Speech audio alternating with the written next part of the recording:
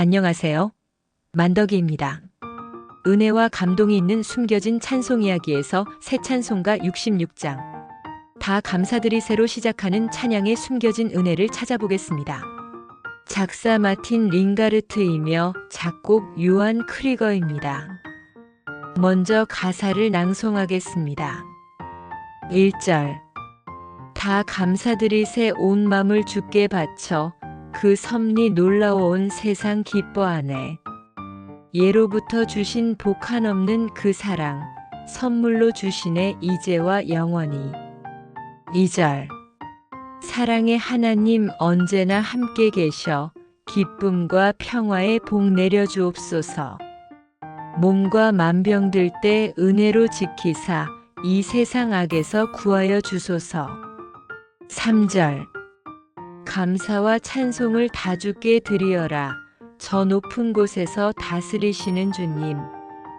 영원한 하나님 다 경배하여라. 전에도 이제도 장래도 영원히. 1618년부터 계속된 전쟁으로 독일 삭소니 아일렌부르크 지방 사람들은 지옥 같은 나날을 보내야 했습니다.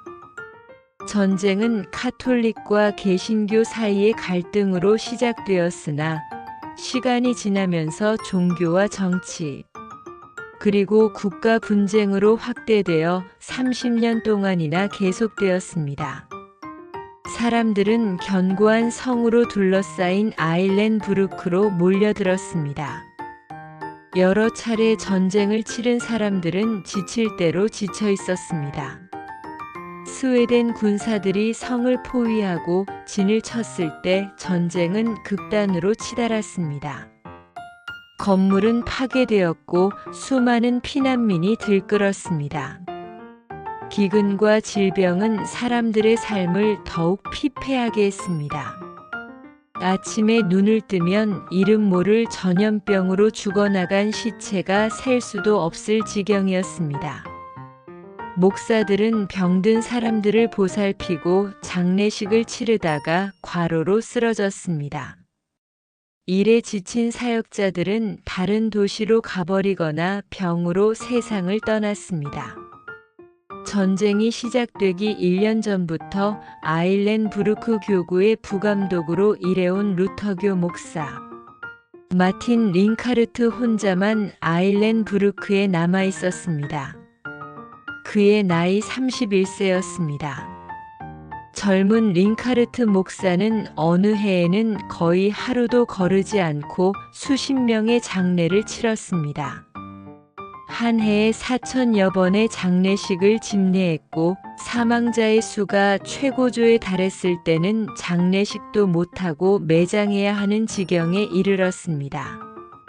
전쟁이 시작된 지 10년이 지났지만 사망의 음침한 골짜기 같은 질이 멸렬한 전쟁은 끝날 기미를 보이지 않았습니다. 1636년의 어느 날 링카르트 목사는 여러 건의 장례식을 마치고 돌아와 무릎을 꿇고 묵상했습니다. 전염병으로 많은 사람들이 죽어갔지만 그들 중 많은 이들이 믿음의 형제자매라 참 다행이었습니다. 인간의 삶이 이 세상으로 끝나는 것이 아니기에 고난과 죽음 후에 다가올 하늘나라를 바라볼 때 링카르트 목사는 마음 깊은 곳에서 감사가 흘러나왔습니다.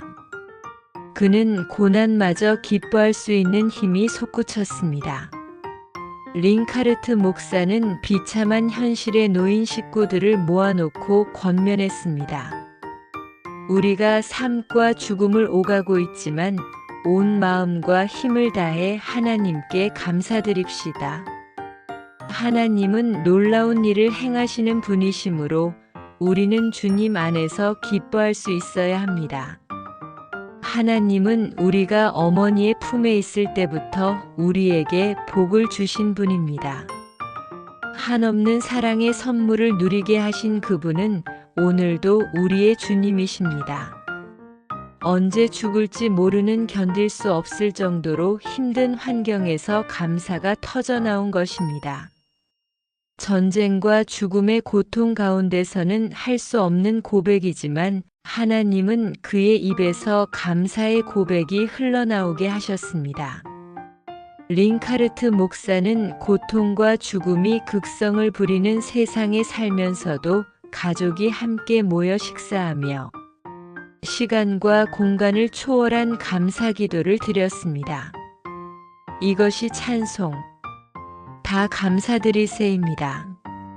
다음해 아내마저 흑사병으로 죽는 아픔을 겪었습니다. 그는 살아남은 성도들과 자녀들과 함께 천국을 바라보며 지금 모두 하나님께 감사드리세를 힘차게 불렀습니다. 찬송 다 감사드리세는 과거와 현재 그리고 미래의 감사를 표현합니다. 1절의 예부터 주신 복은 과거부터 주신 복에 대한 감사입니다. 2절에 언제나 함께 계시는 하나님은 현재 동행하시는 하나님께 복을 바라는 간구입니다.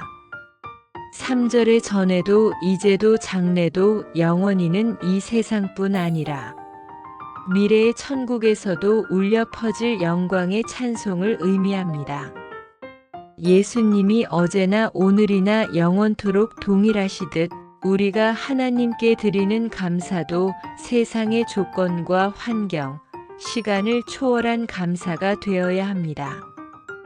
이 찬송은 30년 전쟁 중에는 가족이 함께 모여 식사하기 전에 불렀고 전쟁이 끝난 후에는 국가적으로 감사절에 불렀습니다. 이제 모두 하나님께 감사드리세라는 가사 때문에 일명 독일의 테데움으로 불리며 지금은 전 세계적으로 애창되고 있습니다.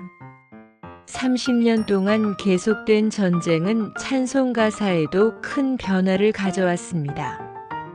가장 큰 변화는 객관적인 찬송이 주관적인 찬송으로 바뀐 것입니다.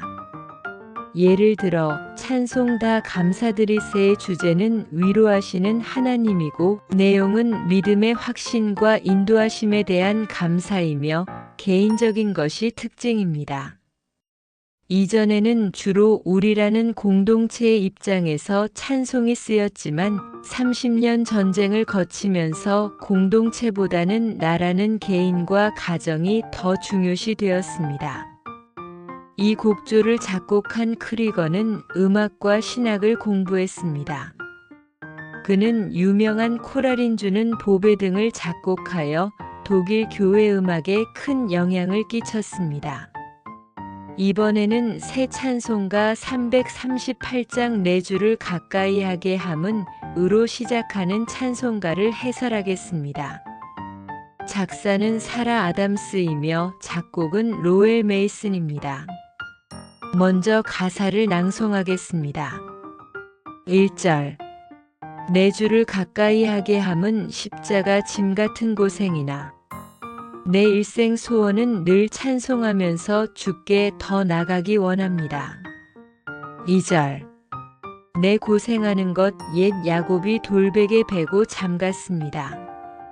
꿈에도 소원이 늘 찬송하면서 주께 더 나가기 원합니다. 3절 천성에 가는 길 험하여도 생명길 되나니 은혜로다. 천사 날 부르니 늘 찬송하면서 주께 더 나가기 원합니다. 4절 야곱이 잠 깨어 일어난 후 돌단을 쌓은 것 본받아서 숨질 때 되도록 늘 찬송하면서 주께 더 나가기 원합니다. 우레 같은 박수갈채가 쏟아진 뒤 무대는 막을 내렸습니다. 날씬한 몸매의 매력적인 여배우가 런던 리치몬드 극장 무대에서 내려왔습니다. 사라 아담스는 맥베스 부인 역으로 출연한 그 무대를 마지막으로 배우 생활을 접었습니다.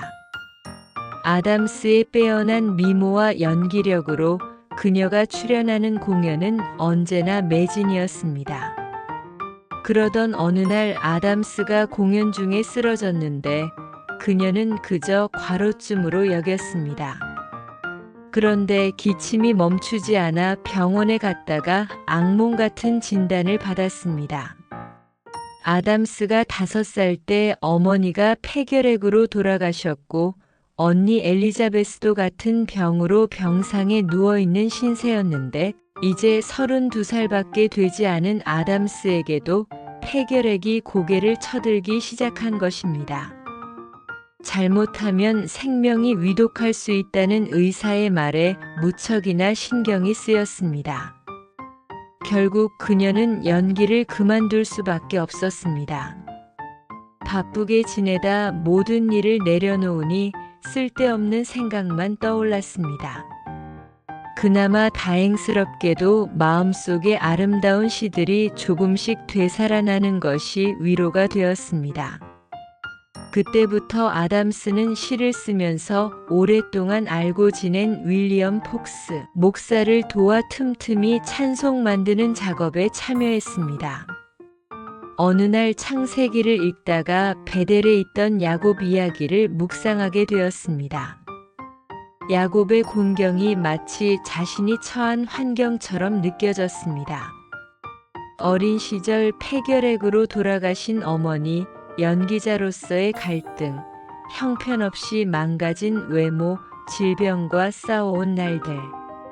그녀는 자신의 삶이 형의 복수를 피해 죽을 위험을 무릅쓰고 도망쳐야 했던 야곱과 같다고 생각했습니다.